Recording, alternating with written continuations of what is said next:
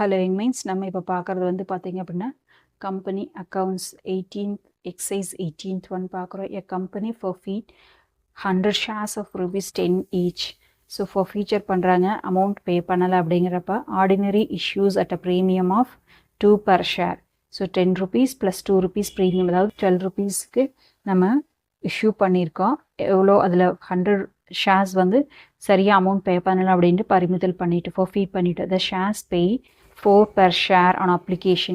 So 4 rupees மட்டும் பே பண்ணியிருக்காங்க. But didn't pay the allotment money 4 per share including premium and call 4 per share.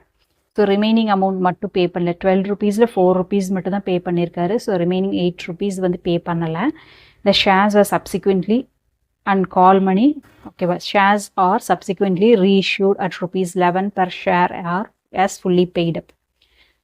So 12 ரூபா share என்ன பண்ணுறாங்க, 11 ரூபாய்க்கு ரீஇஷ்யூ பண்ணுறாங்க. அதுவும் நம்மளுக்கு கலெக்ட் ஆகிடுச்சுன்னு சொல்கிறாங்க. Pass journal entries forfeiture reissue of forfeited shares. So ஃபார் ஃபீச்சருக்கான என்ட்ரிஸ் போடணும், அதுக்கப்புறம் ரீஇஷ்யூ பண்ணதுக்கான என்ட்ரிஸாக போடும். எப்படி போடுறதுன்னு பார்க்கலாம் வாங்க. இப்போ எக்ஸைஸ் 18 பார்க்குறோம். Issue forfeiture and reissue of ஷேர்ஸில் ஃபார் ஃபீச்சர் வந்து 100 ஷேர்ஸ் பண்ணுறோம். பர் ஷேரோட price 10 rupees, premium 2 per share. அப்போ 10 + 2 12 ருபீஸ் பே பண்ணுறோம். பெய்ட் பண்ணது வந்து அப்ளிகேஷன் பண்ணி 4 பர் ஷேர் பண்ணியிருக்காங்க. டியூ வந்து பே பண்ணாது வந்து அலாட்மெண்ட் 4 ருபீஸ், அதாவது 2 + 2. இது வந்து அலாட்மெண்ட் அமௌண்ட்டு, இது ப்ரீமியம் அமௌண்ட்டு. கால் மணி வந்து 4 வந்து பே பண்ணலை. ஓகேவா? அப்போ டோட்டலாக நம்மளுக்கு பே ஆகாது 8 ருபீஸ் அன்பெய்டாக இருக்குது. ஸோ அதை என்ன பண்ணுறாங்க, ரீஇஷ்யூ 11 பர் ஷேருக்கு பண்ணிடுறாங்க. ஸோ இப்போ ஜேர்னல் என்ட்ரிஸ் நம்ம போடணும். ஓகேவா? ஸோ ஜேர்னல் என்ட்ரிஸ் போடும்போது date, particulars, LF, debit, credit forfeiture ஷேர்ஸ்க்கு. ஓகேவா? ஸோ ஒரு கம்பெனிக்கு உள்ள வரதை என்ன பண்ணுங்க, டெபிட் பண்ணும். எது வெளியே போகுதோ அதை என்ன பண்ணுங்க, கிரெடிட் பண்ணும். ஜேர்னல் என்ட்ரிஸோட பேசிக் கான்செப்டே இதுதான். ஓகேவா? கம்பெனிக்குள்ளே என்ன வருதுங்க, ஷேர் உள்ளே வருது, ஏன்னா ஃபார் ஃபீச்சர் பண்ணிட்டோம். இப்போ வெளியே போகிறது வந்து ஃபார் ஃபீச்சர்.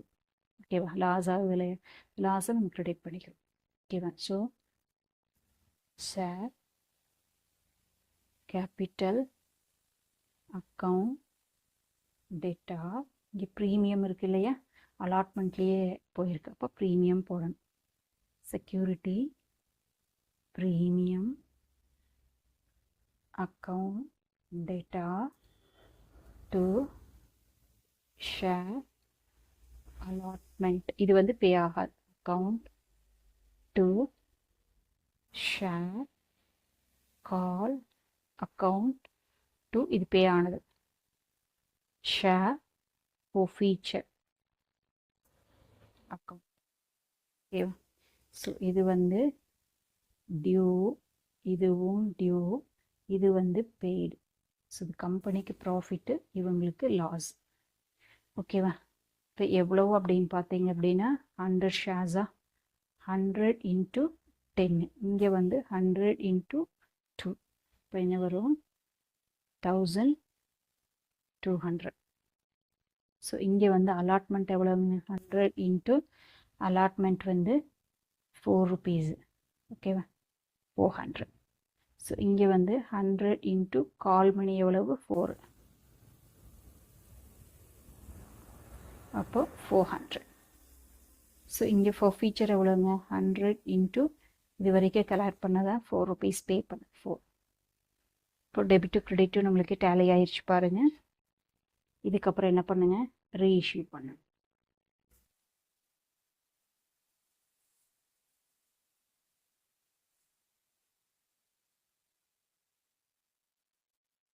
ஸோ ரீஇஷ்யூ பண்ணும்போது அமௌண்ட் உள்ள வரும், ஷேர் வெளியே போகும். ஓகே, அப்போ என்ன வரும், bank account data security premium,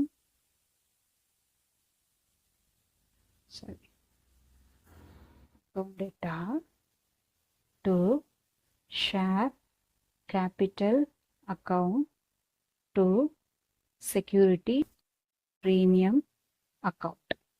ஓகேவா? ஸோ இப்போ பார்த்தீங்க அப்படின்னா 11 ருபீஸ்க்கு பண்ணியிருக்கோம். எவ்வளோ ஷேர்ஸுங்க, 100 ஷேர்ஸு. அப்போது நம்மளுக்கு வர வேண்டியது எவ்வளோங்க, 100 ஷேர்ஸ் 11 ருபீஸ் வருது.